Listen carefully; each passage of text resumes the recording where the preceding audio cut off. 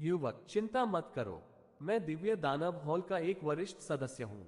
तुम्हारी औषधि ने हमारे दिव्य दानव हॉल के युवा राजकुमार की जान बचाई है और उसे आगे बढ़ने में मदद की है, जिससे उसने पौराणिक निष्कलंक शरीर प्राप्त किया है।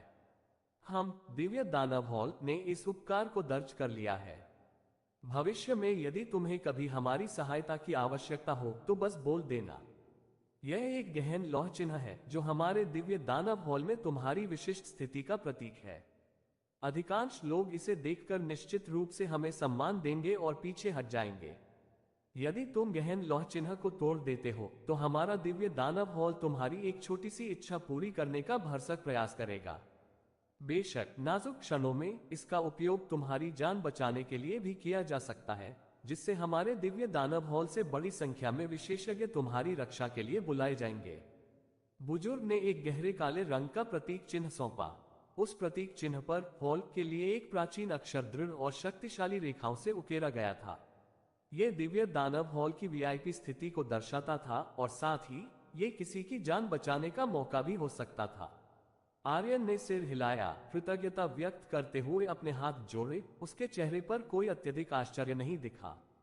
उसके पास अपनी जान बचाने के लिए कई तुरुप के पत्ते थे, ये वाला भी उसके पास मौजूद था। हालांकि एल्डर की व्यक्तिगत यात्रा के पीछे निश्चित रूप से कुछ और ही मकसद थे। अन्यथा कोई संकेत भेजने के लिए उन्हें स्वयं आने की आवश्यकता ही नहीं होती, अल्फा ही काफी होता। जैसा कि उम्मीद थी, बुजुर्ग व्यक्ति द्वारा टोकन सौंपने के बाद वह वहां से नहीं गया। युवक, क्या तुम हमारे दिव्य दानव रक्षक दल में शामिल होकर हमारे एक सदस्य बनने को तैयार हो? इस बार मैं दिव्य दानव हॉल के एक वरिष्ठ के रूप में तुम्हें निमंत्रण देता हूं। यदि तुम दिव्य दानव रक्षक दल में शामिल होते हो तो मैं तुम्हें दिव्य दानव दूत का पद प्रदान कर सकता हूं, जो एक सामान्य यिन यान क्षेत्र विशेषज्ञ के समकक्ष पद है, जिसे संसार ब्रह्मांड में काफी प्रतिष्ठित माना जाता है। बुजुर्ग ने विनम्रता से बात की, इस उम्मीद में कि वे आर्यन को अपनी बात मनवा लेंगे। आर्यन ने अपना सिर थोड़ा हिलाते हुए कहा, आपकी दयालुता के लिए धन्यवाद सीनियर, मैं इसकी सराहना करता हूं। आर्यन ने विनम्रतापूर्वक मना कर दिया। दिव्य दानव सभा ने वाकई एक चालाकी भरा खेल खेला था। उसके पास मौजूद ढेरों खजाने देखकर वे उसे अपने वश में करना चाहते थे। अगर वह दिव्य दानव सभा में शामिल हो जाता तो क्या उसके पास मौजूद सब कुछ उनका नहीं हो जाता? आर्यन का इनकार बड़े गुरु की उम्मीदों के विपरीत नहीं था। वास्तव में वह केवल स्थिति का जायजा लेना चाहते थे और आर्यन को मनाने की उनकी कोई वास्तविक अपेक्षा नहीं थी। आखिरकार इतने सारे बहुमूल्य खजानों के मालिक आर्यन का असाधारण पृष्ठभूमि और शक्तिशाली संपर्क होना स्वाभाविक है, इसलिए वह डिवाइन डेमन हॉल के पदों और प्रतिष्ठा की ज्यादा परवाह नहीं करेगा। कितने अफसोस की बात है। अगर आप दिव्य दानव सभा में शामिल होने के लिए तैयार होते तो मैं आपको स्वयं अपना शिष्य बनाकर विभिन्न मार्शल आर्ट और गुप्त तकनीकें सिखा सकता था। शायद हम मिलकर एक भावी संत का निर्माण कर सकते थे। हालांकि अगर आप हमारी दिव्य दानव सभा में शामिल नहीं भी होते हैं, तब भी हम आपको एक विशिष्ट अतिथि और मित्र मानेंगे। बुजुर्ग ने आर्यन को अपने पक्ष में करने की कोशिश जारी रखते हुए बोलना शुरू किया। आर्यन ने उदासीनता से जवाब दिया, वरिष्ठ जी, अगर आपको कुछ कहना है तो सीधे सीधे कह दीजिए। हम दोनों ही स्पष्टवादी लोग हैं, घुमा फिरा कर बात करने की कोई जरूरत नहीं है। आर्यन की बातें सुनकर बड़े के चेहरे पर थोड़ी असहजता झलक रही थी, लेकिन वह असहजता क्षणिक ही रही। उन्होंने आगे कहा, मैं बस ये पूछना चाहता हूं कि क्या युवा स्वामी के पास अभी भी 100 जड़ी बूटियों का तरल और वह चमत्कारी आत्मा की गोली है जिससे निष्कलंक शरीर बना था? हमारा दिव्य दानव हॉल इनके बदले में कीमती वस्तुएं देने को तैयार है। दिव्य दानव अमृत के अलावा हमारे पास स्वर्गीय देव अमृत, सूर्य और चंद्रमा का सार और तारा पत्थर भी हैं। ये सभी हमारे दिव्य दानव हॉल के विशेष खजाने हैं, अमूल्य हैं और इनका उपयोग आपके हाथों में मौजूद कीमती तरल और आत्मा की गोलियों को खरीदने के लिए किया जा सकता है। अंत में एल्डर ने अपने असली इरादे प्रकट कर दिए। उसे आर्यन के हाथों में मौजूद कीमती तरल पदार्थ और स्पिरिट पिल्स में दिलचस्पी थी। आर्यन को बड़े बुजुर्ग के अनुरोध पर आश्चर्य नहीं हुआ। कीमती तरल पदार्थ और आध्यात्मिक गोलियों की चाहत हर किसी में होती है, यहाँ तक कि दिव्य दानव हॉल भी इसका अपवाद नहीं है। विशेष रूप से चौथी श्रेणी की शरीर को मजबूत करने वाली गोली, वह तो सचमुच स्वर्ग को चुनौती देने वाली थी। एक औषधीय गोली जो एक निष्कलंक शरीर का निर्माण करती है। यह एक तरह से प्रतिभाओं का बड़े पैमाने पर उत्पादन करने के बराबर था। माफ कीजिए, मुझे एक खंडहर से पवित्र शरीर बनाने वाली ये 4 आत्मा की गोलियां मिली और उन सभी के मालिक पहले से ही हैं। जहां तक 100 जड़ी बूटियों के तरल की बात है, मैं कुछ दिव्य दानव हॉल को बेच सकता हूं, लेकिन कीमत बहुत कम नहीं होगी। आर्यन ने बड़े व्यापारी के साथ काफी देर तक मोलभाव किया और अंततः अपेक्षाकृत उचित कीमत पर उन्होंने एक दीर्घकालिक व्यापारिक संबंध स्थापित किया। हालांकि जब एल्डर वहां से चले गए तो उन्हें थोड़ी निराशा हुई, क्योंकि उन्हें चौथी श्रेणी की शरीर को मजबूत करने वाली गोली नहीं मिली। लेकिन कम से कम उसका आना व्यर्थ नहीं गया। चौथी श्रेणी की बॉडी टेम्परिंग पिल न मिलना, बल्कि 100 हर्ब्स लिक्विड के लिए एक आपूर्ति चैनल सुरक्षित करना भी एक अच्छी बात थी। भविष्य वॉल्व्स यूनिवर्स जल्द ही निरंतर लड़ाइयों से भर जाएगा। यहां तक कि बिग डिपर प्रतियोगिता भी बाधित हो गई, जो भविष्य की स्थिति की गंभीरता को दर्शाती है। और 100 जड़ी बूटियों का तरल पदार्थ युवा पीढ़ी के शिष्यों की आयु बढ़ा सकता है, और इसका उपयोग चोटों के इलाज के लिए भी किया जा सकता है, क्योंकि इसमें निहित जीवन का सार अत्यंत दुर्लभ है। दिव्य दानव हॉल ने भी रणनीतिक संसाधनों का सक्रिय रूप से भंडारण शुरू कर दिया है। ऐसा लगता है कि विश्व ब्रह्मांड में युद्ध का धुआं और आग सचमुच उठने वाली है। रश्मि ने दिव्य दानव हॉल से बुजुर्ग को जाते हुए देखा और उसके दिल में थोड़ी सी चिंता की भावना स्वाभाविक रूप से उत्पन्न हो गई। युद्ध में पलना बढ़ना, युद्ध के धुएं में जीवित रहना, यही हमारी पीढ़ी का अंतिम भाग्य प्रतीत होता है। आर्यन रश्मि जितना भावुक नहीं था, उसने पहले ही ऐसे परिणाम की आशंका जताई थी। उनके पास भावुकता के लिए समय नहीं था, इसके बजाय उन्हें अपनी सीमित ऊर्जा का उपयोग भविष्य में आने वाले संभावित संकटों का सामना करने की तैयारी में करना था। युद्ध डरावना नहीं था और आर्यन को युद्ध से कभी डर नहीं लगा। डरावना तो युद्ध का सामना करने का साहस ही न होना था। गणपति दूसरे किनारे के ब्रह्मांड में एक अनजान व्यक्ति था। उसे स्वर्ग और पृथ्वी क्षेत्र के दूसरे छोटे चरण तक साधना करने में 30 साल लगे। 8 साल की उम्र में साधना शुरू करके 38 साल की उम्र में स्वर्ग और पृथ्वी क्षेत्र के दूसरे छोटे चरण तक पहुंचना। अगर ये दुनिया के ब्रह्मांड में होता तो इसे एक अच्छी उपलब्धि माना जाना चाहिए। लेकिन दूसरे किनारे के ब्रह्मांड में यह उपलब्धि असाधारण नहीं थी, वास्तव में इसमें शर्म की झलक थी। गणपति के पीछे के वर्धन परिवार को उस पर शर्म महसूस हुई, इसलिए उन्होंने उसे अभियान दल में भर्ती करा दिया। अन्य तट ब्रह्मांड के अभियान दल के प्रत्येक सदस्य ने इसके महत्व को समझा। अन्य ब्रह्मांडों में खोजबीन के लिए जाने पर मृत्यु की संभावना 99% से अधिक थी। अधिक सटीक रूप से कहें तो वे दूसरे तट ब्रह्मांड द्वारा भेजे गए बलि का बकरा थे। उनका जीवन व्यर्थ था जब तक वे पर्याप्त मूल्य और जानकारी प्राप्त कर सकते थे, भले ही उनकी पूरी सेना नष्ट हो जाए। इसे दूसरे तट ब्रह्मांड के उच्च पदस्थ अधिकारियों द्वारा एक योग्य बलिदान माना जाएगा। स्वर्ग और पृथ्वी क्षेत्र में अभियान बलों के लिए पिछले अभियानों में मृत्यु की संभावना 100% तक थी।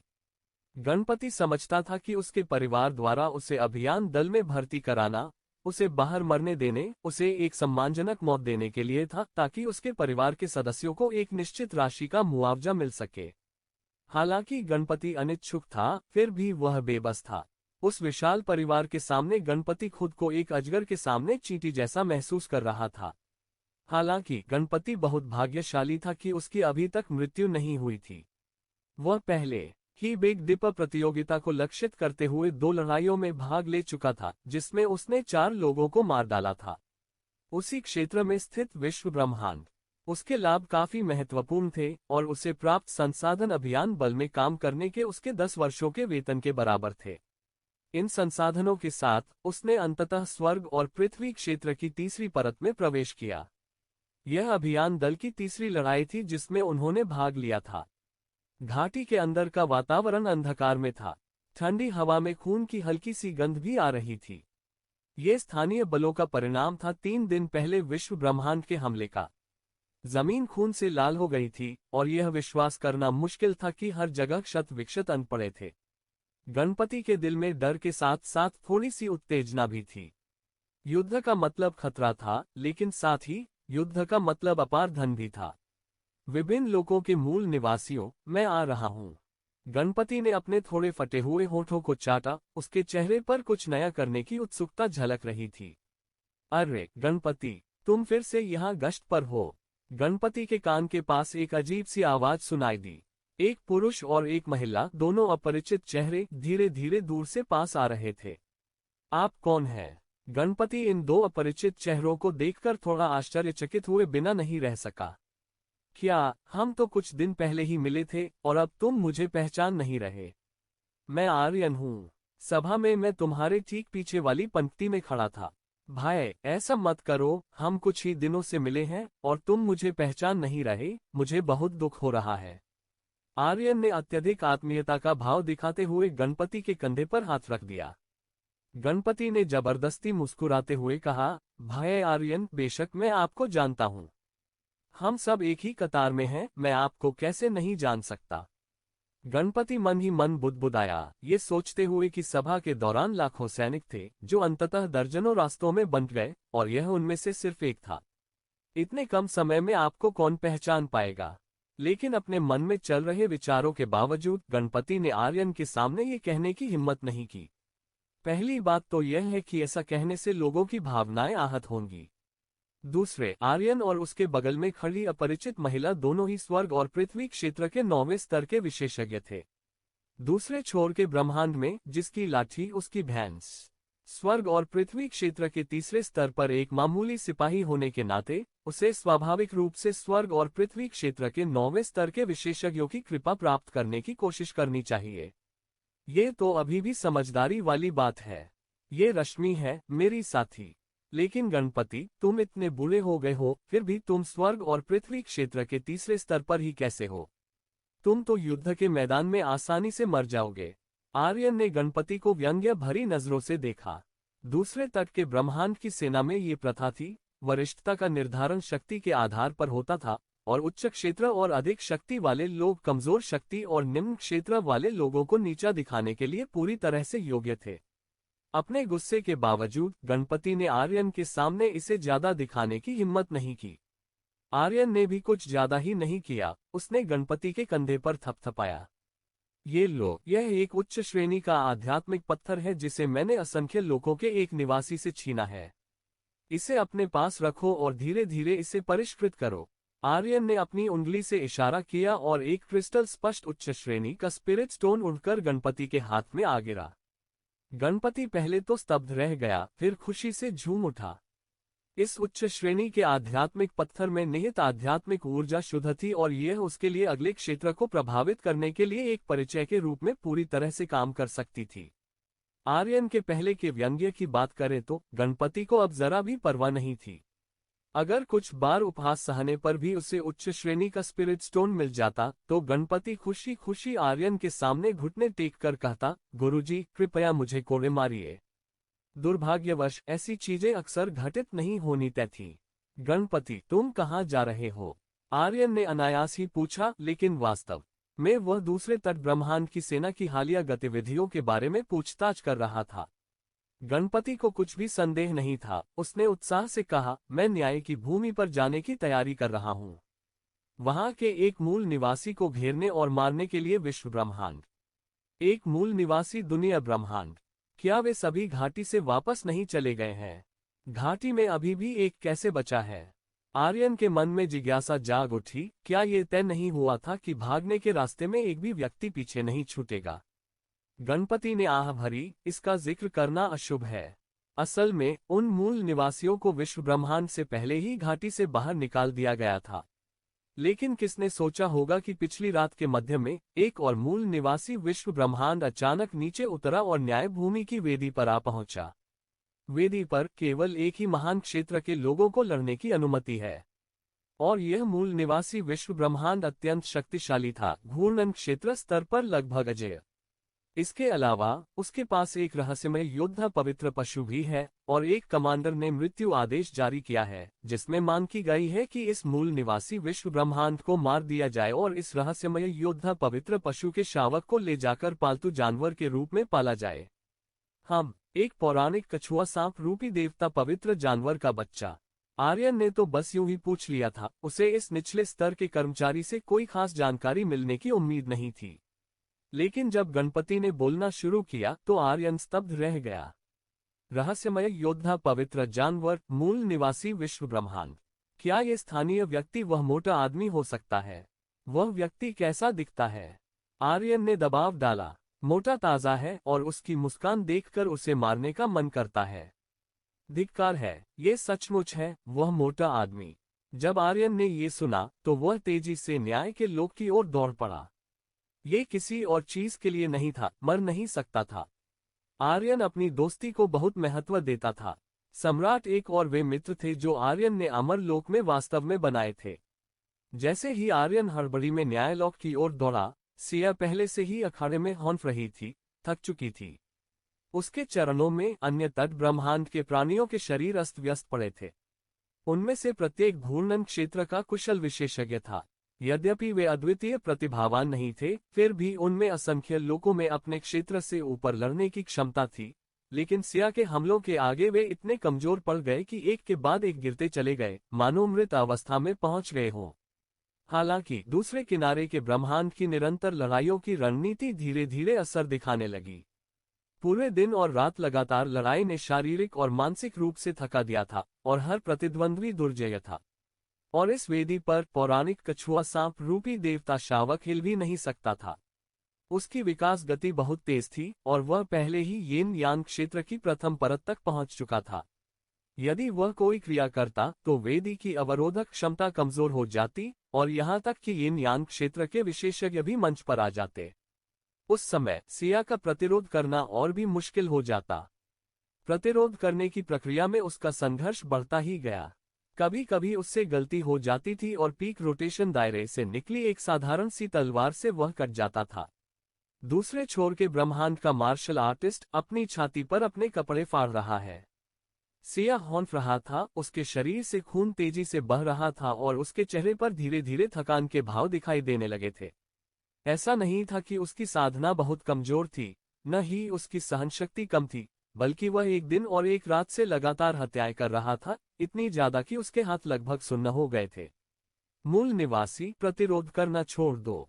हमारे दूसरे तट ब्रह्मांड के अभियान दल में शामिल हो जाओ और हम तुम्हें बहुत उच्च दर्जा प्रदान करेंगे। अभियान दल में एक संप्रदाय प्रमुख स्तर का विशेषज्ञ व्यक्तिगत रूप से इस स्थान की रक्षा कर रहा था। वह भर्ती करने की कोशिश कर रहा था। सिया, वह चाहता था कि वह अभियान दल में शामिल हो जाए। युद्ध कौशल प्रदर्शित किया गया वह वास्तव में आश्चर्यजनक था। वह वर्तमान में घूर्णन क्षेत्र की तीसरी परत पर ही था, लेकिन उसने पहले ही उसी क्षेत्र के लोगों के बीच अजेयता का आभास दे दिया था। यदि वह घूर्णन क्षेत्र की 9वीं परत तक पहुंच जाता तो वह कितना अविश्वसनीय होता। शायद कुछ प्राचीन परिवारों की पूरी शक्ति से साधना किए गए शिष्यों के पास भी इतनी भयानक युद्ध शक्ति न होती। सिया, आत्मसमर्पण के इन शब्दों का उपहास किया। ये लोग मीठी मीठी बातें कर रहे थे, लेकिन अगर वह सचमुच अभियान दल के सामने आत्मसमर्पण कर देता तो सबसे पहले वे उससे उसके सारे रहस्य उगलवा लेते और यहाँ तक कि रहस्यमय योद्धा के शावक को भी ले जाते। एक विद्वान अपमानित होने की बजाय मरना पसंद करेगा। अभियान दल के प्रेरकों पर दहाड़ मारी। ये तो अफसोस की बात है। दरअसल हम पहले तुम्हें मारना नहीं चाहते थे, लेकिन चूंकि तुम मौत को गले लगाने पर इतने अड़े हो तो अब हम नरमी नहीं बरतेंगे। संप्रदाय के मास्टर स्तर के प्रेरक का चेहरा धीरे धीरे ठंडा पड़ गया।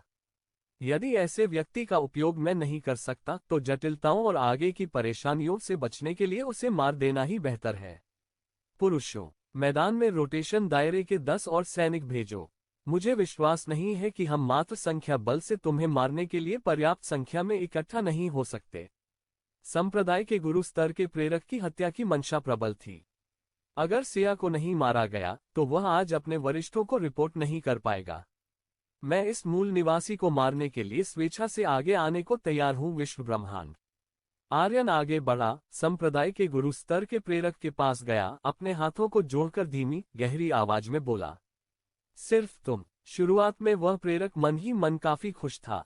उसके लिए हमेशा यही बेहतर था कि उसके अधीनस्थ स्वेच्छा से आगे आए, बजाय इसके कि वह उन्हें जबरदस्ती मौत के मुंह में भेज दे, क्योंकि आखिरकार यह कोई गौरवपूर्ण कार्य नहीं था। युद्ध के मैदान में यदि किसी की शक्ति समाप्त नहीं हुई थी तो उसके मूल निवासी द्वारा मारे जाने की बहुत संभावना थी। दुनिया ब्रह्मांड। लेकिन इस समय वो एक कठिन परिस्थिति में था। जी हाँ, कृपया मुझे एक मौका दीजिए मेरे स्वामी। आर्यन के चेहरे पर दृढ़ संकल्प झलक रहा था, मानो वह निडर होकर मृत्यु का सामना कर रहा हो। हालांकि संप्रदाय के गुरु स्तर के प्रेरक को पता था कि अगर आर्यन ऊपर गया तो उसकी निश्चित रूप से मृत्यु हो जाएगी, लेकिन चूंकि आर्यन स्वेच्छा से आगे आने का एक उदाहरण था, इसलिए उसने हल्के से सिर हिलाया और आर्यन को लड़ने की अनुमति दे दी। मेरे स्वामी, मैं भी लड़ना चाहता हूँ। आर्यन को युद्ध में जाते देख रश्मि भी उसके पीछे पीछे चली गई। हालांकि उसे यह नहीं पता था कि आर्यन का वेदी पर खड़े उस मोटे आदमी से क्या रिश्ता है, लेकिन आर्यन के घबराए हुए चेहरे को देखकर वह समझ गई कि वह मोटा आदमी जरूर कोई महत्वपूर्ण व्यक्ति होगा। हम एक और कैसे आ गया? अगर स्वर्ग और पृथ्वी का क्षेत्र हो तो साधक जब ऊपर उठता है तो ज्यादा से ज्यादा उसकी मृत्यु हो जाएगी। यद्यपि आपका साहस सराहनीय है और आप मेरी चिंताओं को समझते हैं, मैं आशा करता हूं कि उच्चतर लोक में पहुंचने के बाद आप मेरे दूसरे लोक की सेवा करेंगे।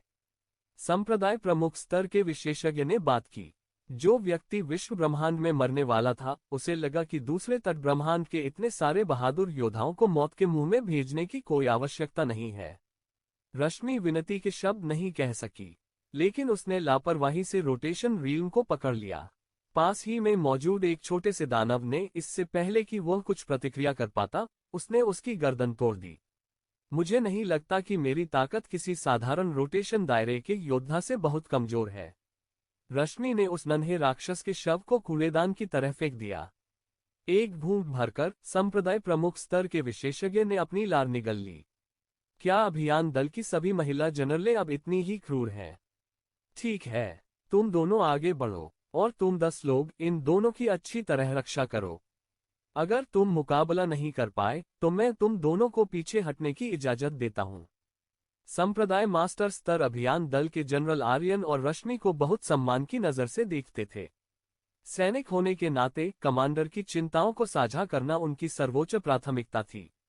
बाकी चीजें उनके लिए उतनी महत्वपूर्ण नहीं थीं। संप्रदाय मास्टर स्तर अभियान दल के जनरल ने तो गुप्त रूप से ये भी तय कर लिया था कि अगर ये दोनों सचमुच वेदी से जीवित नीचे उतर आए तो वह निश्चित रूप से उन्हें पदोन्नत करेंगे और उनका अच्छे से प्रशिक्षण करेंगे।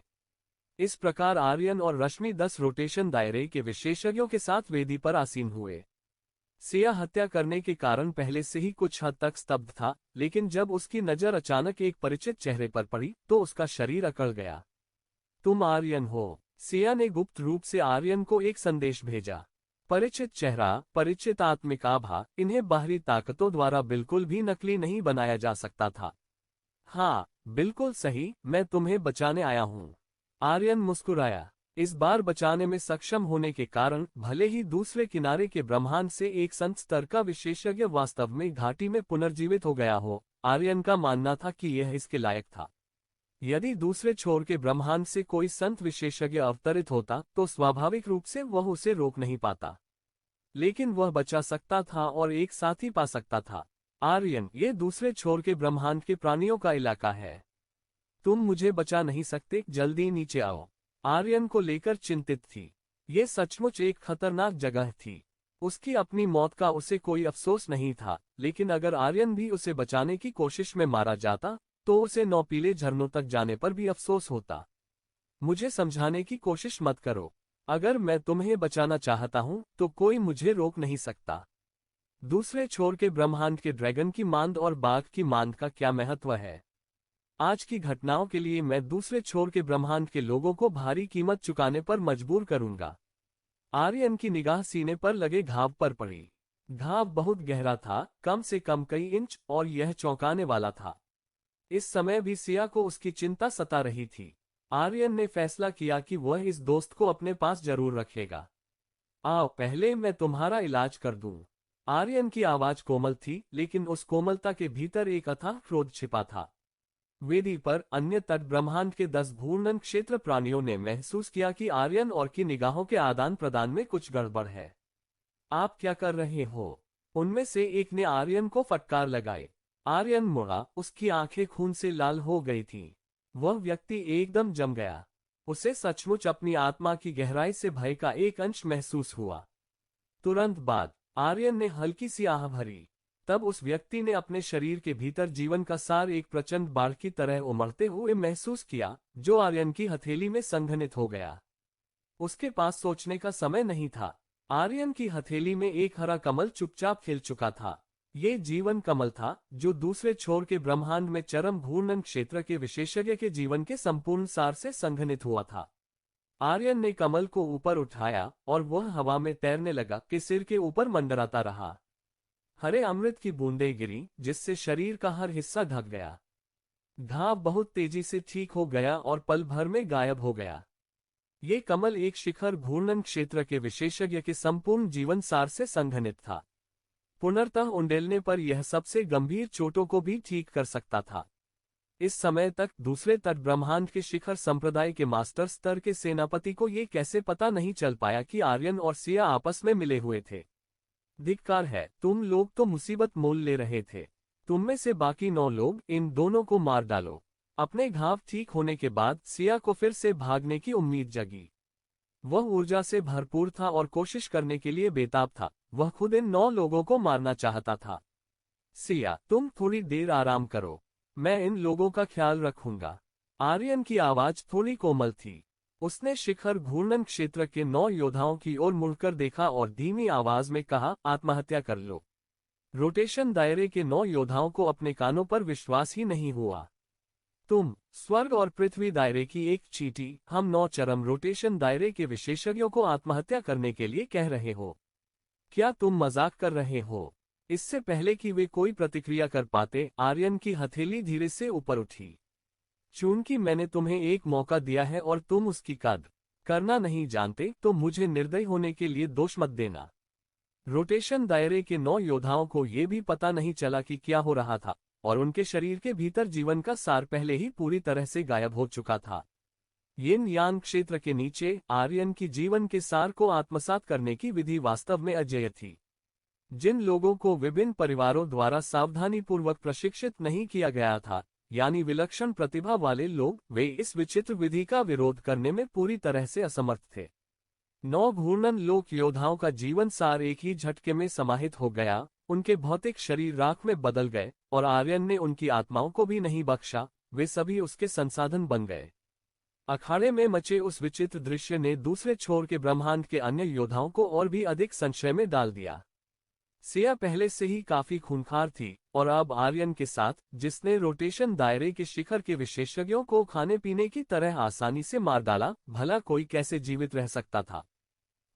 तुम दोनों केवल वेदी पर ही छिप सकते हो, बाहर नहीं आ सकते। भले ही हम तुम्हें न मारें, तुम अंततः भूख से मर जाओगे, फंसकर मर जाओगे या अंदर ही थककर मर जाओगे। संप्रदाय मास्टर स्तर दूसरे छोर के ब्रह्मांड का कमांडर पूरी तरह से हताश था। सिया पहले ही उसके घूर्णन क्षेत्र की मुख्य सेनाओं में भारी नुकसान पहुंचा चुकी थी, और अब आर्यन के साथ उसे विश्वास नहीं था कि उसके अधीनस्थ इन दोनों को हरा पाएंगे। हालांकि रोटेशन दायरे के सैनिक उतने मूल्यवान नहीं थे, लेकिन अगर उसके रोटेशन दायरे के योद्धाओं में हताहतों की संख्या बहुत अधिक हो जाती, तो उसे अपने वरिष्ठों को रिपोर्ट करना मुश्किल हो जाता। रोटेशन दायरे के योद्धाओं को उनकी अभियान सेना की विशिष्ट रीढ़ माना जाता था। उनके नाम अभियान दल के सैन्य विभाग में पंजीकृत और दर्ज थे। यदि दुर्भाग्यवश वे युद्ध में मारे जाते, तो सैन्य विभाग उनकी मृत्यु का कारण दर्ज करता। इतने सारे रोटेशन दायरे के योद्धाओं के सिया और आर्यन के हाथों मारे जाने के कारण, कमांडर होने के नाते उसकी भी प्रतिष्ठा को ठेस पहुंची। किसने कहा था कि हम इस वेदी पर दुबक कर बैठेंगे और बाहर नहीं आएंगे? आर्यन के होठों पर धीरे धीरे एक हल्की सी मुस्कान आ गई। दूसरे किनारे के ब्रह्मांड के तुम अवरोही अब भी सोचते हो कि हम प्रतिरोध करने में असमर्थ हैं। कुछ तुच्छ लोगों को मारकर क्या तुम्हें सच में लगता है कि मेरे दुनिया के ब्रह्मांड में कोई नहीं बचा है? आर्यन धीरे धीरे बोला। इस बार वह प्रतिष्ठा स्थापित करना चाहता था विश्व ब्रह्मांड। सिया, रश्मि, क्या तुम दोनों मेरे साथ लड़ने और विश्व ब्रह्मांड की गरिमा बनाए रखने के लिए तैयार हो? विश्व ब्रह्मांड। आर्यन की आवाज चारों दिशाओं में गूंज उठी। इच्छुक, बिल्कुल, और रश्मि दोनों लड़ने के लिए उत्सुक थीं। ठीक है, तो हम तीनों मिलकर दूसरे किनारे के ब्रह्मांड से आए इन सभी अवरोहियों का सफाया करेंगे, अपने विश्व ब्रह्मांड की शक्ति स्थापित करेंगे और अपने लिए एक उज्जवल नई दुनिया बनाएंगे। जीवन और मृत्यु की लड़ाई, अस्तित्व और विनाश की लड़ाई, समझौते की कोई गुंजाइश नहीं थी, बातचीत की कोई गुंजाइश नहीं थी। शुरू में आर्यन कोई कदम नहीं उठाना चाहता था। उसका मानना था कि अगर आसमान गिर भी जाए तो कोई उससे लंबा व्यक्ति उसे थामे रहेगा।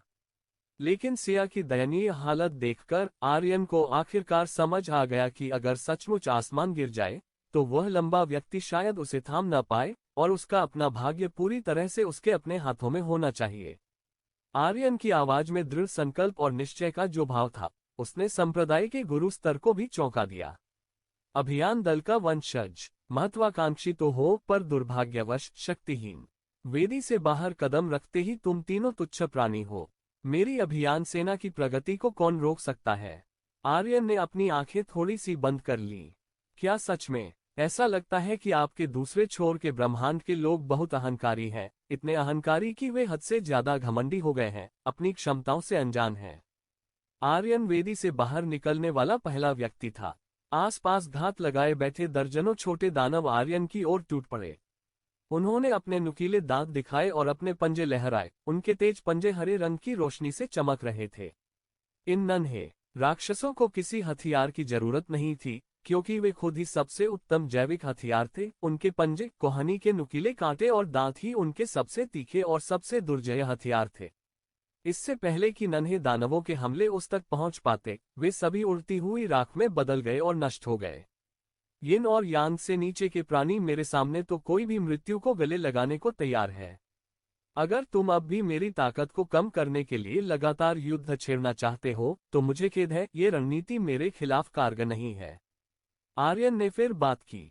उसकी आवाज ठंडी थी, उसके शरीर पर एक काला चोला लिपटा हुआ था। ये चोला पूरी तरह से अंधकार की शक्ति से निर्मित था। रात्रि सम्राट, यह आर्यन द्वारा बुलाई गई काली जादू की पोशाक थी। इसकी रक्षा क्षमता तो अद्भुत थी ही, साथ ही यह आर्यन की आक्रमण शक्ति को 50% तक बढ़ा सकती थी। रात हो गई और तारे खूब चमकने लगे। असीम स्याही जैसे अंधकार ने आर्यन का क्षेत्र बना लिया। पूरी रात उन्हीं की थी। यह अंधकार ही उसका गृहभूमि था। यही वह युद्ध क्षेत्र था जहां उसका सर्वोच्च शासन था। दर्जनों छोटे दानव राख में बदल गए। संप्रदाय मास्टर स्तर अभियान दल के कमांडर का चेहरा पीला पड़ गया था। उन्हें उम्मीद नहीं थी कि वे कुछ नन्हे दानव कुछ हासिल कर पाएंगे या सचमुच आर्यन को मार डालेंगे। यह महज उनके मन में मौजूद एक अनुमान की पुष्टि करने के लिए था। यह सचमुच जीवन भक्षण था। यही विधि दूसरे ब्रह्मांड में जीवन के स्वर्गीय मार्ग के साधकों के बीच भी प्रकट हुई थी, लेकिन इस विधि को दूसरे ब्रह्मांड में भी निषिद्ध माना जाता था। यदि किसी का क्षेत्र अपर्याप्त हो तो चाहे कितने भी लोग हों, वे केवल पूरक ही होंगे। उन्होंने जीवन को अकल्पनीय हद तक अपने हिसाब से ढाल लिया। मेरे प्रभु, मैं उससे लड़ूंगा। दूसरे छोर के ब्रह्मांड से एक विशेषज्ञ, जिसका एक सींग, गैंडे का सिर और मानव शरीर था, आगे बढ़ा। वह यिन यान क्षेत्र में खड़ा था। यिन यान क्षेत्र की तीसरी परत तक पहुंच चुका था। वह जानता था कि कमांडर किस बात को लेकर चिंतित है। उनके दूसरे किनारे के ब्रह्मांड के लोग हमेशा से ही अहंकार से भरे हुए थे, हमेशा ही दूसरे ब्रह्मांड के प्रतिभाशाली लोगों को कुचलते रहते थे। दुनिया के ब्रह्मांड कमजोरों के खिलाफ जीत हासिल करते थे। किसी ने भी कभी भी छोटे लोगों को धमकाने, लोगों को कुचलने के लिए उच्च क्षेत्र पर भरोसा नहीं किया था। दुनिया ब्रह्मांड, अगर वे ये लड़ाई जीत भी जाते हैं, लेकिन अगर यह बात फैल जाए कि उनके अभियान दल ने यिन यान क्षेत्र के विशेषज्ञ की विधियों का उपयोग करके एक कनिष्ठ को मार डाला स्वर्ग और पृथ्वी क्षेत्र में विश्व ब्रह्मांड, तो उनकी प्रतिष्ठा काफी खराब हो जाएगी। इससे उनके अभियान दल की प्रतिष्ठा धूमिल होगी और कमांडर की प्रतिष्ठा को और भी नुकसान पहुंचेगा। लेकिन स्वयं सेवा करना अलग बात थी, ये कमांडर द्वारा निर्धारित नहीं थी। अगर उसकी प्रतिष्ठा को नुकसान भी पहुंचता तो केवल उसकी अपनी प्रतिष्ठा को ही नुकसान होता। अच्छा बॉन्ड, इस बार तुम आगे बढ़ोगे उनके अहंकार को शांत करने के लिए दुनिया के ब्रह्मांड में, उन्हें दुनिया की विशालता समझाने के लिए और उन्हें यह एहसास दिलाने के लिए कि मेरे दुनिया के ब्रह्मांड के विशेषज्ञों के सामने वे हमेशा आम लोगों से ज्यादा कुछ नहीं है। कमांडर ने आदेश दिया। बॉन्ड युद्ध में उतर गया। बॉन्ड के हाथ में लोहे से बना एक लंबा भाला था। अरे बदमाश, मरने के लिए तैयार हो जाओ। बॉन्ड ने अचानक अपना लंबा भाला उठाया और आर्यन की भौहों के बीच के हिस्से पर प्रहार किया। उसके भाले में भयंकर घातक इरादा निहित था। यह एक घातक प्रहार था। किसी मूल निवासी को मारने के लिए स्वर्ग और पृथ्वी क्षेत्र में विश्व ब्रह्मांड के मूल निवासी को मारने के लिए उसे एक ही प्रहार में मारना पड़ा, ताकि उनके दूसरे तट ब्रह्मांड की प्रतिष्ठा धूमिल न हो। अभियान दल, आम आदमी, आर्यन की भौहें तन गईं। तो अभियान दल ने मूल निवासियों को इस प्रकार देखा, दुनिया ब्रह्मांड। भाला आया, चांदी की रोशनी, तलवार बिजली की तरह चमकी। ये बॉन्डर का सबसे शक्तिशाली हमला था, लेकिन आर्यन की नजर में यह कोई खास बात नहीं थी। दूसरे छोर के ब्रह्मांड के यिन यान क्षेत्र के विशेषज्ञों के पास बस इतनी ही कुशलता है। मुझे सच में नहीं पता कि आपको किस बात पर गर्व है। आर्यन का शरीर स्थिर रहा। आकाश में बिजली की एक चमक एक लंबी तलवार में परिवर्तित हो गई और नीचे गिरी। 300 फीट लंबी उस तलवार ने पूरी सेना को चकनाचूर कर दिया। बॉन्डर का लंबा भाला आर्यन की भौहों को भेदने से ठीक पहले लंबी तलवार गिरी और सीधे बॉन्डर को कुचलकर मार डाला। पल भर में उसका शरीर खून से लथपथ होकर बिखर गया और वह पूरी तरह से मृत हो गया। बॉन्डर की मौत बेहद भयावह थी। यहाँ तक कि अभियान दल के सदस्यों में भी, जो जीवन और मृत्यु के आदी थे, कई लोगों के दिलों में हल्की सी सिहरन दौड़ गई और आर्यन के प्रति थोड़ा सा डर पैदा हो गया। ये व्यक्ति इंसान नहीं था, वह तो बस एक राक्षस था जो नरक से बाहर निकल आया था। ऐसे तरीके बेहद भयावह थे, और कौन इसे आजमाना चाहता है। आर्यन का वस्त्र स्याही की तरह काला था, मानो वह यमराज हो। उसकी आंखों में उदासीनता और निर्ममता झलक रही थी। कुछ लोग कांप उठे। आर्यन की युद्ध क्षमता और युद्ध पद्धतियां उस क्षेत्र के अनुरूप बिल्कुल नहीं थी जहां उसने अपनी शक्ति का प्रदर्शन किया। यहां तक कि यिन यान क्षेत्र के तीसरे स्तर के विशेषज्ञ भी उसके एक ही वार से मारे गए। जब तक कोई उच्च क्षेत्र का व्यक्ति वार न करे, भला उसका प्रतिद्वंदी कौन हो सकता है। मैं करूंगा, एक अन्य यिन यान क्षेत्र के विशेषज्ञ ने चाल चली। यह विशेषज्ञ अन्य तट ब्रह्मांड से था और यिन यान क्षेत्र के 7वें लघु चरण में था। भुवनेश, क्या तुम सचमुच कोई कदम उठाना चाहते हो? यिन यान क्षेत्र के विशेषज्ञ को प्रकट होते देख यहां तक कि कमांडर के चेहरे पर भी थोड़ी सी झिझक दिखाई दी। ऐसा इसलिए नहीं था कि उसे इस बात की चिंता थी कि यिन यान क्षेत्र के एक विशेषज्ञ द्वारा आर्यन की व्यक्तिगत रूप से हत्या करने से अभियान दल की प्रतिष्ठा को नुकसान पहुंचेगा, बल्कि इसलिए कि भुवनेश की पहचान कुछ ज्यादा ही खास थी। वह एक प्राचीन पाताल लोक की पवित्र कमल से रूपांतरित हुई थी।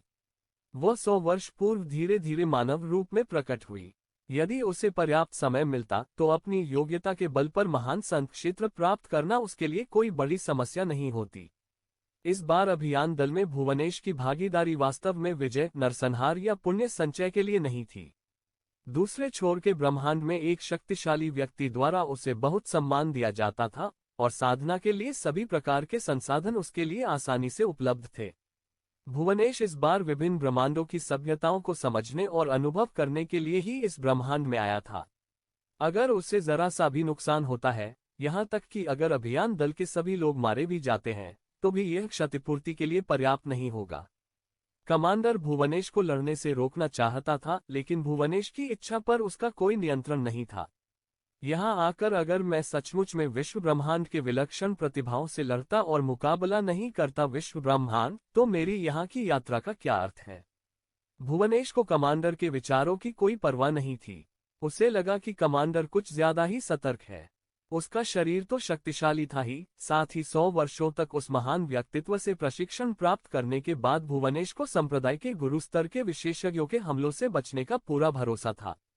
भुवनेश को तो संप्रदाय के गुरु स्तर के विशेषज्ञों से भी डर नहीं लगता था। भला वह असंख्य लोकों में स्थित स्वर्ग पृथ्वी क्षेत्र के एक कनिष्ठ मानव जाति के शिष्य से कैसे डर सकती थी। यद्यपि उसकी शक्ति असाधारण थी और प्रतिभा भी अच्छी थी, फिर भी इतने सारे प्रमुख क्षेत्रों को पार करके उसे हराने का अनुभव उसमें नहीं था। भुवनेश प्रकट हुआ। कमांडर ने और कुछ कहने की हिम्मत नहीं की। वह मन ही मन घबराया हुआ था। अगर भुवनेश सचमुच किसी खतरे में पड़ गया तो चाहे उसे अपनी इज्जत ही क्यों न कुर्बान करनी पड़े, वह भुवनेश को जरूर बचाएगा। अपना कदम उठाओ, मैं तुम्हें एक ही मौका दूंगा। आर्यन कुछ पल चुप रहा। उसने भुवनेश की ओर देखा। उनकी कर्कश आवाज में एक अवर्णनीय आकर्षण था। भुवनेश की खूबसूरत आंखों में एक अलग ही चमक दिखाई दी। मेरे दूसरे किनारे के ब्रह्मांड के सामने आत्मसमर्पण करो। मैं दूसरे किनारे के ब्रह्मांड का प्रतिनिधित्व करते हुए तुम्हें ये वादा कर सकता हूं कि तुमने पहले जो कुछ भी किया है वह सब क्षमा कर दिया जाएगा। मेरा दूसरा किनारे का ब्रह्मांड अपरंपरागत है और प्रतिभा को महत्व देता है।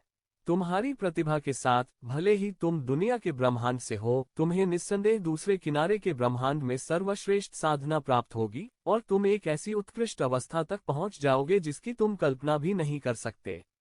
भुवनेश को अपनी प्रतिभा से लगाव हो चुका था।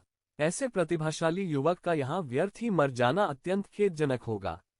आर्यन ही नहीं, भुवनेश को भी रश्मि और सिया अच्छी लगी। अगर वह उन सभी को अपने वश में कर ले तो भविष्य में दूसरे लोक में उसे भी बहुत सम्मान मिलेगा। क्या तुम मुझे आत्मसमर्पण करने पर मजबूर करोगे?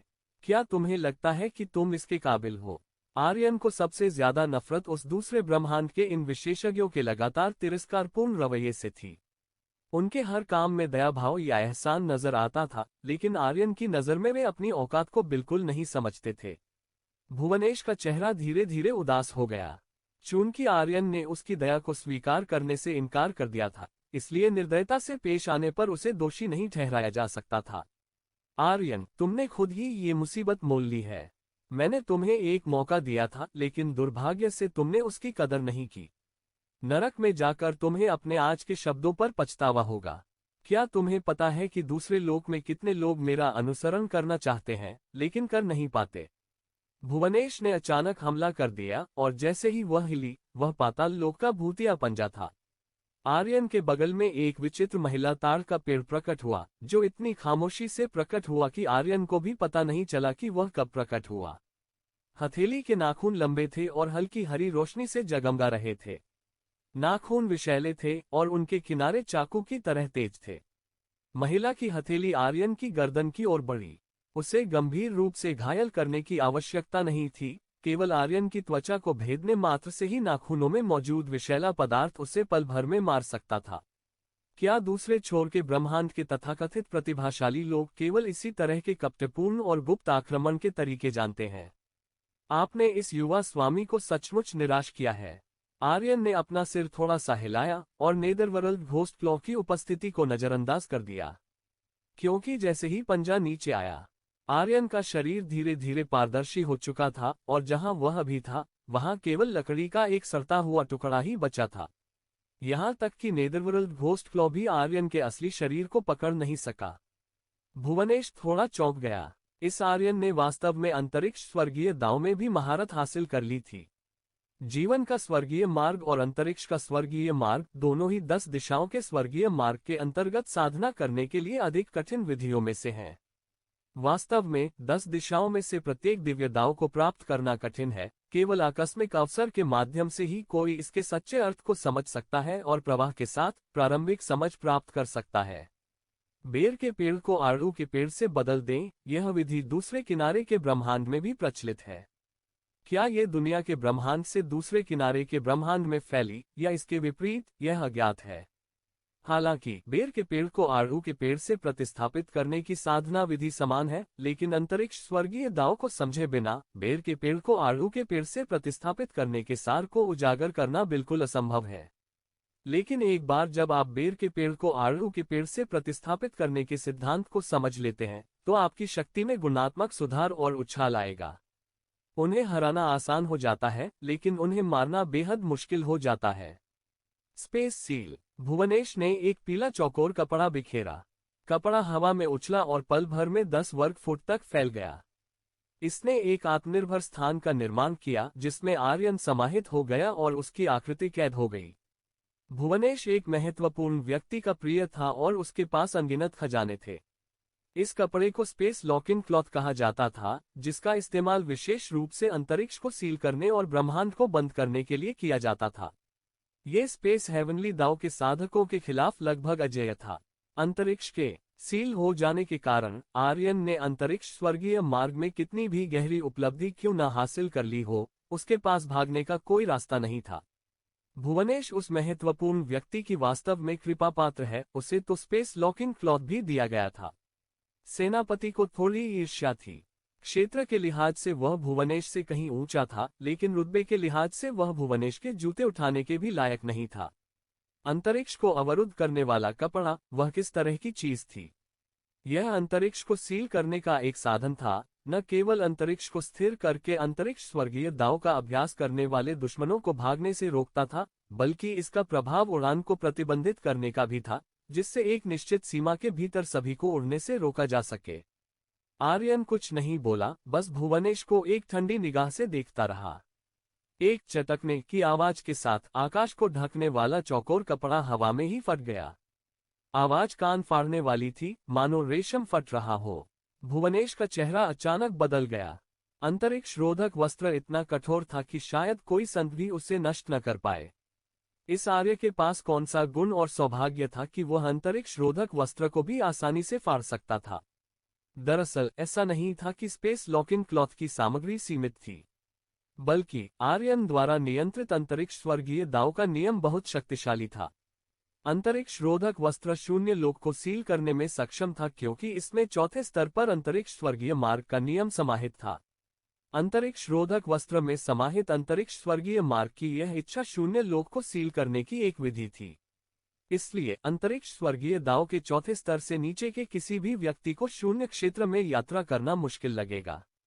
कहा जाता था कि स्पेस लॉकिंग क्लॉथ को संत श्रेणी से नीचे का कोई भी व्यक्ति भेद नहीं सकता था, क्योंकि संत श्रेणी से नीचे के क्षेत्र में किसी के लिए भी स्पेस हेवनली दांव के तीसरे स्तर तक साधना करना दुर्लभ था। चौथे स्तर की सील को तोड़ना तो दूर की बात थी।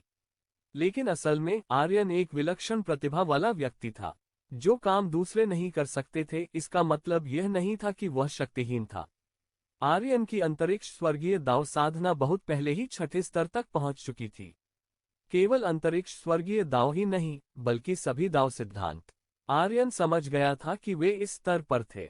स्पेस हेवनली दांव के छठे स्तर का उपयोग करके चौथे स्तर के स्पेस लॉकिंग क्लॉथ से निपटने पर कठिनाई स्वाभाविक रूप से स्पष्ट हो गई। आर्यन के मन में बस एक विचार आया और अंतरिक्ष रोधक वस्त्र तुरंत चकनाचूर हो गया। उसके भीतर मौजूद अंतरिक्ष दिव्य दांव की प्रतिक्रिया ने अंतरिक्ष रोधक वस्त्र की सभी सामग्रियों को नष्ट कर दिया।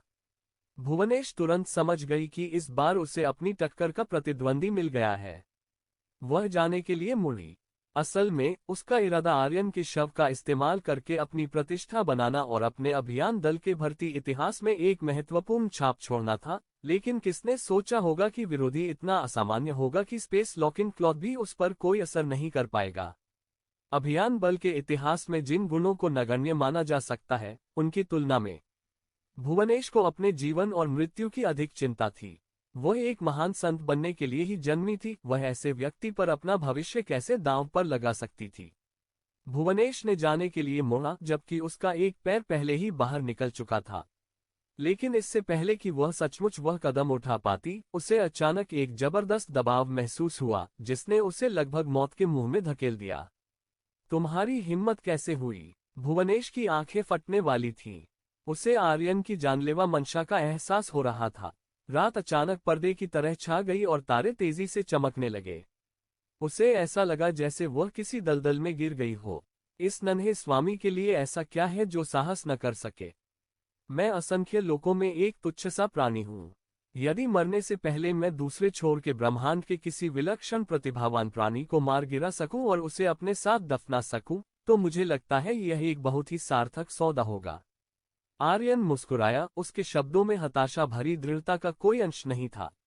वह समझ गया था कि दूसरे तट के ब्रह्मांड की अभियान सेना भुवनेश की बहुत परवाह करती है, लेकिन दुश्मन को सिर्फ इस बात की परवाह थी कि वह क्या नष्ट करना चाहता है।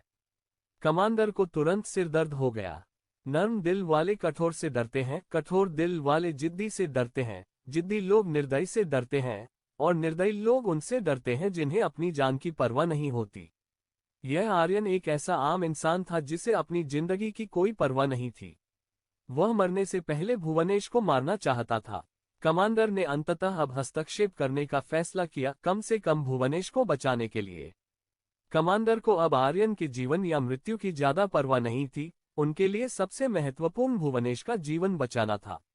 आर्यन, रुक जाओ! कमांडर दहाड़ा। संप्रदाय के गुरु स्तर का दबाव तुरंत फैल गया और सब कुछ अपने वश में कर लिया। जमीन पर पत्थर उड़ने लगे और आसमान में धूल भर गई। यह एक संप्रदाय के गुरु स्तर के विशेषज्ञ की शक्ति थी। बिना कोई हरकत किए भी महज एक विचार से ही आसपास के स्वर्ग और पृथ्वी के वातावरण में बदलाव आ सकता था। मुझे रोकना चाहते हो? क्यों? आर्यन अब दूसरे किनारे के ब्रह्मांड के लोगों से पूरी तरह से अलग थलग पड़ गया था, सिर्फ इसलिए कि मैं एक संप्रदाय गुरु स्तर का अस्तित्व हूँ। कमांडर के लहजे में थोड़ी सी शीतलता झलक रही थी। किसी भी ब्रह्मांड में स्थित संप्रदाय के मास्टर स्तर के विशेषज्ञ को एक महत्वपूर्ण व्यक्ति, एक धनी हस्ती माना जाता था। पंथ के गुरु स्तर का, क्या यह इतना दुर्लभ है? दाओवादी भूखे भेड़िए, राधेश्याम, बाहर आओ और इस बूढ़े पर नजर रखो। आर्यन ने आवाज लगाए और साथ ही एक स्थानिक पोर्टल खोल दिया। दाओवादी भूखा भेड़िया और राधेश्याम दोनों को बुलाया गया। जब वे दोनों प्रकट हुए तब भी दाओवादी भूखे भेड़िए को पता नहीं था कि क्या हो रहा है। वह पृथ्वी पर pleasant goat and big big wolf देख रहा था। वह अभी अभी उसमें मग्न ही हुआ था कि आर्यन ने उसे बुला लिया। दाओवादी भूखा भेड़िया अब भी असमंजस में था। क्या हो रहा था? इसी क्षण कमांडर की आभा की दूसरी लहर ड्रैगन की दहाड़ों और बाघ की गुर्राहट के साथ पहुंची और स्थिति नाटकीय रूप से बदल गई। धिक्कार है, इस युवा स्वामी के सामने कौन दिखावा कर रहा है? किसके पास संप्रदाय स्वामी स्तर की शक्ति नहीं है? दाओवादी भूखे भेड़िए ने कमांडर से बेहद नाराज होकर थूका। कमांडर भी अचंभित रह गया। इस संप्रदाय के मास्टर स्तर के विशेषज्ञ को कहां से बुलाया गया? वह स्पष्ट रूप से समझ सकता था कि इस दाओवादी भूखे भेड़िए का क्षेत्र उसके अपने क्षेत्र से कम नहीं था। फिर भी उस पर आर्यन के दास्ता चिन्ह की हल्की सी आभा थी। स्वर्ग और पृथ्वी क्षेत्र में एक छोटे से साधक के पास वास्तव में संप्रदाय प्रमुख स्तर का एक महान दास था। ये बात कमांडर के लिए सचमुच हैरान करने वाली थी। दाओवादी हंग्री वुल्फ ने कमांडर की ओर गुस्से से घूरते हुए देखा। क्या तुम मुझे चुनौती दे रहे हो? मेरे सामने दिखावा कर रहे हो? यद्यपि दोनों ही पृथ्वी भेदन क्षेत्र के तीसरे स्तर पर थे, फिर भी दाओवादी भूखा भेड़िया अपने सामने मौजूद अभियान दल के कमांडर से जरा भी भयभीत नहीं था। मजाक। दाओवादी भूखा भेड़िया कभी एक प्रतिष्ठित संत स्तर का प्राणी था। हालांकि उसकी साधना शक्ति खो गई थी, लेकिन उसकी आत्म समझ और क्षेत्र अभी भी कायम थे। दाओवादी हंग्री वुल्फ ने तुरंत अभियान दल के कमांडर को घूरकर अपनी शक्ति का प्रदर्शन किया। अभियान दल का कमांडर पहले से ही अवाक था। आर्यन को ऐसा अजीबोगरीब इंसान कहां से मिला? एक प्रतिष्ठित संप्रदाय गुरु स्तर के विशेषज्ञ, थोड़ी ईमानदारी तो रखो। आखिरकार हम भी इन दोनों ब्रह्मांडों में प्रभावशाली अस्तित्व रखते हैं। दाओवादी भूखे भेड़िए, इस अभियान दल को रोको। कमांडर, उसे मेरे युद्ध में दखल न देने दो। राधेश्याम, तुम मेरी तरफ से समर्थन प्रदान करो। आर्यन ने सब कुछ व्यवस्थित कर दिया। दाओवादी हंग्री वुल्फ और राधेश्याम के संयुक्त प्रयासों से कमांडर थोड़े ही समय में कोई परेशानी खड़ी नहीं कर पाएगा। भुवनेश का कलेजा ठंडा हो गया। यह आर्यन किसी चींटी की तरह लापरवाही से पेड़ को हिलाने की कोशिश नहीं कर रहा था। वह पूरी तरह से तैयार था, यहाँ तक कि उसने संप्रदाय प्रमुख स्तर के विशेषज्ञों और शक्तिशाली हस्तियों को भी बुलाया था। आर्यन के सिर के एक बाल को भी कौन छू सकता था? आर्यन, मुझे जाने दो। भविष्य में मैं तुम्हें एक उदार उपहार देकर इसका एहसान चुकाऊंगी। भुवनेश ने अपना रुख थोड़ा नर्म कर लिया था। वह जानती थी कि अगर हालात ऐसे ही चलते रहे तो शायद वह आर्यन की प्रतिद्वंदी न रह पाए। संप्रदाय प्रमुख स्तर के विशेषज्ञों को गुलाम बनाने और उन्हें इच्छानुसार बुलाने में सक्षम होना, ये कहना कि आर्यन में कोई क्षमता नहीं थी, सरासर बकवास था। क्या तुम्हें अभी तक समझ नहीं आया? मुझे तुम चाहिए, तुम्हारा उदार उपहार नहीं। भविष्य के महान संत स्तर के विशेषज्ञ, मैं सचमुच तुम पर मोहित हूं। आर्यन की आंखें झपकी। आत्मा के सच्चे शास्त्र में अनगिनत दास्ता के निशान दर्ज हैं। एक बार जब किसी आत्मा में दास्ता का निशान गहराई से अंकित हो जाता है, तो भुवनेश अनंत काल तक फिर कभी उठ नहीं सकता, केवल उसके आदेशों का पालन करने में ही सक्षम होता है। शुरू में आर्यन को दास बनाने की यह विधि खास पसंद नहीं थी, क्योंकि आर्यन आलसी स्वभाव का था और दुनिया को जीतने जैसी कोई इच्छा नहीं रखता था। वह हमेशा सोचता था, दास ढूंढने का क्या फायदा। लेकिन अब आर्यन की सोच बदल गई थी। भविष्य विश्व ब्रह्मांड लगातार युद्धों से ग्रस्त हो सकता है। अगर उसके पास अपनी कोई शक्ति नहीं होती तो उसे डर था कि विश्व ब्रह्मांड में जीवित रहना वास्तव में मुश्किल होगा। अगर सिर्फ आर्यन की बात होती तो ये कहना अपेक्षाकृत आसान होता, एक व्यक्ति स्वतंत्र रूप से रह रहा है, उसे कौन नियंत्रित कर सकता है। लेकिन उनके परिवार और दोस्त भी थे जिन्हें सुरक्षा की जरूरत थी। यदि भुवनेश को दास बनाकर वश में कर लिया जाए और भविष्य में उसे वास्तव में एक महान संत स्तर के विशेषज्ञ के रूप में विकसित किया जाए तो निश्चित रूप से इसके पुरस्कार अपार होंगे। आर्यन ने ठान लिया था। भुवनेश का चेहरा धीरे धीरे ठंडा पड़ गया। मैं असल में इस तरह की जगह पर अपनी असली ताकत दिखाना नहीं चाहता था, लेकिन आपकी दृढ़ता देखकर मैं आपको अपनी असली ताकत दिखाऊंगा। जैसे ही वह बोली, भुवनेश ने काले रंग का महिला युद्ध कवच पहन लिया। कवच पर विभिन्न देवी देवताओं और राक्षसों के चेहरे उकेरे गए थे। भुवनेश के हाथ में अर्धचंद्राकार तलवार भी थी। तलवार एक चमकदार चंद्रमा की तरह घूम रही थी। आर्यन, मर जा। भुवनेश ने अपना कृपाण घुमाया। उसका कृपाण इरादा शुद्ध था। आर्यन चौंक गया। भुवनेश सचमुच दूसरे छोर के ब्रह्मांड में एक शक्तिशाली व्यक्ति द्वारा अत्यधिक महत्व दिए जाने के दावे पर खरा उतरा। पहले उसके बारे में सब कुछ महज एक भेस था। अब वह दृढ़ निश्चयी युवती अपने असली रूप में सामने आ गई थी। ये sabre intent grandmaster level sabre intent था। अपने पहले ही वार में उसने एक ऐसी प्रचंड शक्ति का विस्फोट किया जो पहाड़ों को चीरने, पत्थरों को चकनाचूर करने और शून्य लोक को चीरने में सक्षम थी। भुवनेश के पैरों के नीचे ज्वालाएं जल रही थीं, जिससे एक लाल कालीन बन गया जो सीधे आर्यन के स्थान की ओर फैल गया। नाइट मोनार्क द्वारा निर्मित डोमेन भुवनेश को जरा भी बाधित नहीं कर सका। वास्तव में ज्वालाओं के लाल कालीन पर भुवनेश की गति 50% बढ़ गई। जादू करो पृथ्वी की ढाल। आर्यन ने हाथ हिलाया। उनके बीच एक मोटी मिट्टी की दीवार खड़ी थी।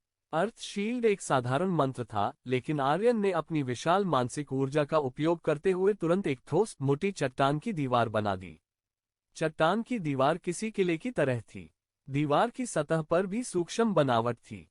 ये संरचनाएं मछली के शल्कों की तरह परतदार थीं, जो पानी में उठने वाली लहरों जैसी दिखती थीं।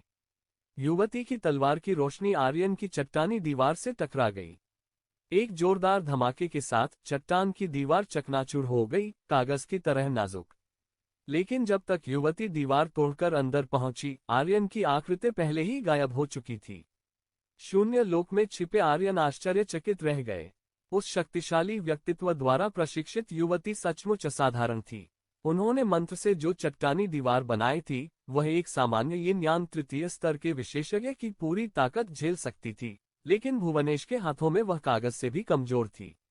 इससे लो, आर्यन शून्य लोक से बाहर निकला और अपनी लंबी तलवार घुमाई। तलवार की रोशनी परत दर परत झरना बनकर गिरती रही। पुनर्जन्म के असंख्य चक्र। पुनर्जन्म। आर्यन की तलवार की रोशनी में यह अवधारणा प्रकट हुई, जिसका उद्देश्य भुवनेश को अनंत पुनर्जन्म में धकेलना था, जिससे वह स्वयं को खो बैठे। भुवनेश एक मनमोहक मुस्कान के साथ पीछे मुड़ा। भविष्य में मुझ पर ऐसे तरीकों का प्रयोग न करना ही बेहतर है। मेरा वास्तविक स्वरूप एक पवित्र कमल है और मेरी मानसिक शक्ति अद्वितीय है। कोई भी मायावी तकनीक मुझ पर किसी भी तरह से असर नहीं कर सकती। यहाँ तक कि एक संत स्तर का विशेषज्ञ भी मुझे मानसिक शक्तियों से भ्रमित नहीं कर सकता। मुझ पर किसी का कब्जा नहीं हो सकता, इसलिए मैं अब तक जीवित हूँ। भुवनेश ने अपना सिर घुमाया और प्रकाश की एक लकीर चमक उठी।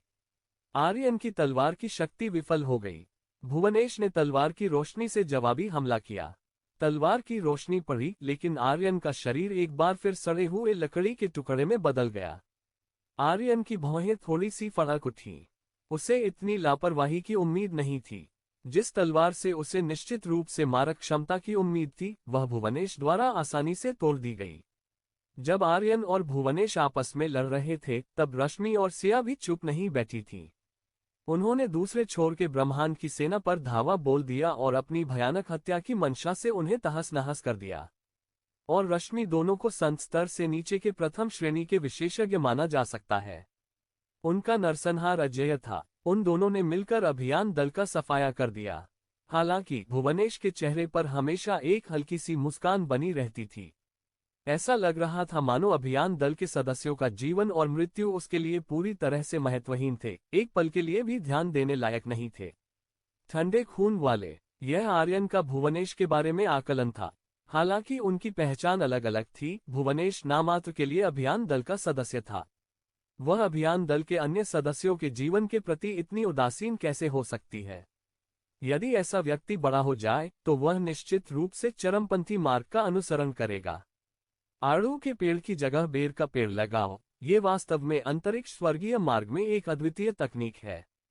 इस चाल से तुम्हारी जीवन रक्षक क्षमता निर्विवाद है। मैं तुम्हें मार नहीं सकता और तुम भी मुझे नहीं मार सकते। तो क्यों ना हम यहीं युद्ध विराम कर लें।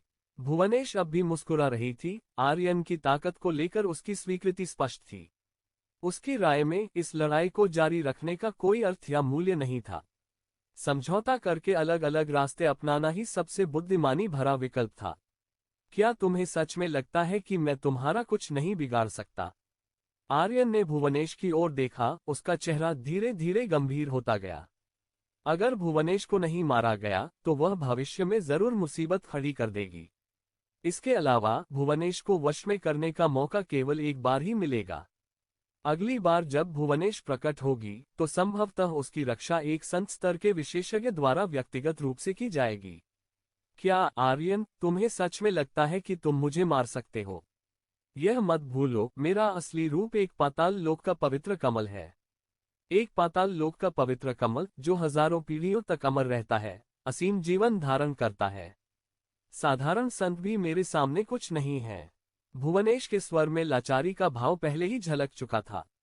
वह शायद अन्य चीजों में अच्छी न हो, लेकिन जीवन बचाने की उसकी क्षमताएं बिल्कुल बेजोड़ थीं। परिपूर्ण जीवन, सशक्त आत्मा।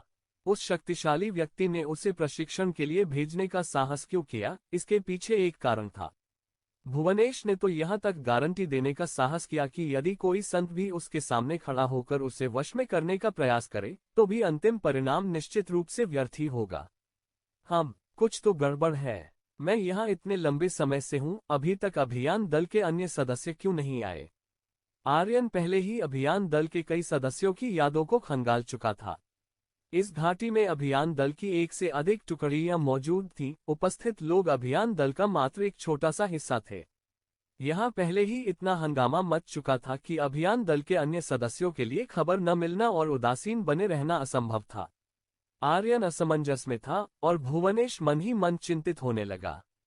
जब उसे उनकी जरूरत नहीं थी तब वे बेकार की चीजें हमेशा उसके आसपास मंडराती रहती थीं, उसकी चापलूसी करती थीं, उससे कृपा पाने की कोशिश करती थीं। अब जब उसे उनकी जरूरत है तो उनमें से एक भी नजर नहीं आ रहा। इसी क्षण यिन यांग प्रथम परत का एक विशेषज्ञ दूर से लड़खड़ाता हुआ उड़ता हुआ आया। उसका शरीर पहले से ही छेदों से भरा हुआ था और उसका जीवन ऊर्जा हवा में जलती मोमबत्ती की तरह थी जो कमजोर रूप से टिमटिमा रही थी।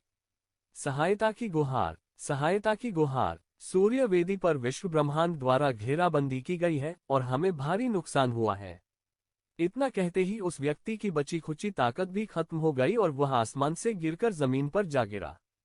दरअसल वो पहले से ही मरणासन था, लेकिन उसने एक विश्वास को थामे रखा था जिसकी बदौलत वह अब तक जीवित रहा और मदद की गुहार लगा सका। क्या सूर्य वेदी पर घेराबंदी हो गई है? भुवनेश का चेहरा अचानक बदल गया, पीला पड़ गया। अतिरिक्त सहायता मिलने की कोई उम्मीद नहीं थी। ऐसा लग रहा था कि इस बार उनका मिशन पूरा नहीं हो पाएगा। आखिरकार दिव्य दानव रक्षक ने कार्रवाई कर ही दी। आर्यन ने अपने मन में उठने वाले संदेहों को अंततः सुलझाते हुए धीरे से कुछ बुदबुदाया। चौथी कक्षा की शरीर को मजबूत बनाने वाली गोली के असर से नन्हा राजकुमार पूरी तरह से ठीक हो जाना चाहिए था। दिव्य दानव रक्षक दल ने भी इस अवसर का लाभ उठाते हुए एक व्यापक हमला शुरू कर दिया। भुवनेश की आंखों का भाव धीरे धीरे गंभीर होता गया। शापित मूल निवासियों, संसार ब्रह्मांड, सूर्य वेदी पर हाथ रखने की तुम्हारी हिम्मत कैसे हुई? मैं तुम्हें भारी कीमत चुकाने पर मजबूर करूंगा। भुवनेश अब आर्यन से लड़ने के मूड में नहीं था। अभियान दल के कुछ सदस्यों की मृत्यु की जिम्मेदारी के लिहाज से वह उन पर नहीं आएगी, लेकिन अगर उनका मिशन विफल हो जाता है और वह शक्तिशाली व्यक्ति नींद से नहीं जागता तो अभियान दल की सदस्य होने के नाते उसे फिर भी जवाबदेह ठहराया जाएगा। भले ही वह उस शक्तिशाली व्यक्ति के संरक्षण में दूसरे छोर के ब्रह्मांड में लौट जाए, फिर भी उसके लिए सजा से बचना मुश्किल होगा। अगर तुम्हें जाना है तो पहले तुम्हें मुझसे होकर गुजरना होगा। दिव्य दानव रक्षक दल का व्यापक हमला शुरू हो चुका था और आर्यन ने स्वाभाविक रूप से पूरा सहयोग दिया। वह सूर्य वेदी को खोलने में भले ही सक्षम न हो, लेकिन इस अभियान दल को रोकना उसके लिए कोई बड़ी बात नहीं थी। कमांडर और दाओवादी हंग्री वुल्फ भी अपनी लड़ाई में एक नाजुक मोड़ पर पहुंच गए थे। कमांडर को दाओवादी हंग्री वुल्फ द्वारा दबाया जा रहा था। दाओवादी भूखा भेड़िया आखिरकार एक समय संत स्तर का विशेषज्ञ था। भले ही उसका क्षेत्र नष्ट हो गया हो, फिर भी उसके पास बीते युग के संतों की विधियां मौजूद थीं। दाव सिद्धांतों के बारे में उनकी समझ 5वें स्तर तक पहुंच चुकी थी। क्षेत्र, ये कमांडर से भी एक पूरा प्रमुख क्षेत्रीय क्षेत्र था, जिससे उनकी युद्ध शक्ति में बहुत बड़ा अंतर आ गया। बाकी लोगों की बात करें तो हालांकि वे मदद करना चाहते थे, रश्मि और सिया बहुत ही उग्र थीं। रश्मि सबसे कुशल दानव शिकारी थी, जो पलक झपकाए बिना राक्षसों का वध करती थी, बिना रुके विभिन्न तीक्ष्ण तकनीकों का प्रयोग करती थी, निर्बाध रूप से तालमेल बिठाकर त्रुटिहीन अवस्था तक पहुंचती थी। सिया भी उससे पीछे नहीं रहना चाहती थी। रहस्यमय योद्धा शावक के साथ सहयोग करते हुए वह आक्रमण पर ध्यान केंद्रित करती थी, जबकि रहस्यमय योद्धा शावक रक्षा पर, मानो स्वर्ग से उतरा कोई अजय दानव देवता हो। उनके साथ साथ राधेश्याम ने भी सहयोग प्रदान किया। आर्यन के मजबूत संसाधन समर्थन से वह पहले ही पीक यिन यांग क्षेत्र में पहुंच चुका था, संप्रदाय प्रमुख स्तर की ओर अग्रसर था, और उसका युद्ध अनुभव भी संप्रदाय प्रमुख स्तर का था। वास्तविकता ने वास्तव में साधारण यिन यांग दायरे को नहीं रखा, उसकी नजरों में वे दूसरे छोर के ब्रह्मांड से आए वंशज हैं। वह आसानी से उनमें से 3 से 5 की संयुक्त सेना को भी हरा सकता है। कमांडर भी मन ही मन चिंतित था। अगर सूर्य वेदी की रक्षा नहीं की जा सकी तो उनकी सारी योजनाएं बर्बाद हो जाएंगी। यही उस शक्तिशाली व्यक्ति के जागृति का मुख्य कारण था। केवल सूर्य वेदी की रक्षा करके ही दूसरे किनारे के ब्रह्मांड की वह शक्तिशाली आकृति नींद से जाग सकती थी, सर्वोच्च शासन कर सकती थी और वास्तव में इस ब्रह्मांड में अपनी नींव मजबूत कर सकती थी। विश्व ब्रह्मांड, तुम सबकी मृत्यु अच्छी नहीं होगी। कमांडर की आंखें खून से लाल हो गईं और वह अचानक रूपांतरित हो गया। उसके भीतर की ऊर्जा पल भर में हिंसक हो गई और कमांडर का शरीर भी उसी के अनुरूप बदल गया। भूरे रंग के पंखों की एक जोड़ी धीरे धीरे खुल गई। यह उसके असली रूप का कुल था, पतित देवदूतों का कुल। उसी समय आकाश में विपत्ति के बादल भारी दबाव डाल रहे थे। दूसरे किनारे के ब्रह्मांड के लोग जब संसार के ब्रह्मांड में उतरते थे तो वे आसानी से अपनी पूरी ताकत दिखाने की हिम्मत नहीं करते थे। अन्यथा एक बार स्वर्गीय दाव द्वारा पता चलने पर वे अंतहीन स्वर्गीय आपदा के लक्ष्य बन जाते और मृत्यु तक लगातार उनका पीछा किया जाता। इस बार अपना भेष उतारकर और अपनी ताकत का प्रदर्शन करके कमांडर ने मरने का निश्चय कर लिया था। लेकिन स्वर्गीय विपत्ति की शुरुआत से लेकर उसके अवतरण तक अभी भी कुछ समय बाकी था। इस दौरान उसे पूरा भरोसा था कि वह इन सभी मूल निवासी छोटी चींटियों को मार सकता है। दुनिया ब्रह्मांड पतित देवदूत में परिवर्तित होते ही कमांडर की शक्ति तुरंत 10 गुना बढ़ गई। उसने अपनी हथेली से जोरदार प्रहार किया। उसकी आभा इतनी प्रबल थी कि वह दाओइस्ट हंग्री वुल्फ पर जा लगा। दाओइस्ट हंग्री वुल्फ ने बगल हटकर कमांडर के घातक प्रहार से खुद को बचा लिया। लेकिन कमांडर ने देर नहीं की और सीधे आर्यन पर हमला कर दिया। कमांडर को एहसास हुआ कि यहाँ सबसे महत्वपूर्ण मूल तत्व रश्मि नहीं था, सिया नहीं था, राधेश्याम नहीं था, और यहाँ तक कि दाववादी भूखा भेड़िया भी नहीं था। इस समूह का मूल सदस्य आर्यन था, जिसका क्षेत्र सबसे निचला प्रतीत होता था। उसे खत्म करके ही वे सचमुच मुक्त हो सकते थे। क्या हम क्रोधित हैं और एक साथ मरने को तैयार हैं? आर्यन के होठों पर एक शरारती मुस्कान फैल गई। एक क्लोन प्रकट हुआ। 1000 पत्थर क्लोन। पत्थर की आत्मा प्रकट हुई और उसके प्रकट होते ही संत दबाव उतर आया। कमांडर का जानलेवा प्रहार अचानक रुक गया। उसके मुंह से पुराना खून उमड़ आया, जिससे वह लगभग दम घुटकर मर ही गया।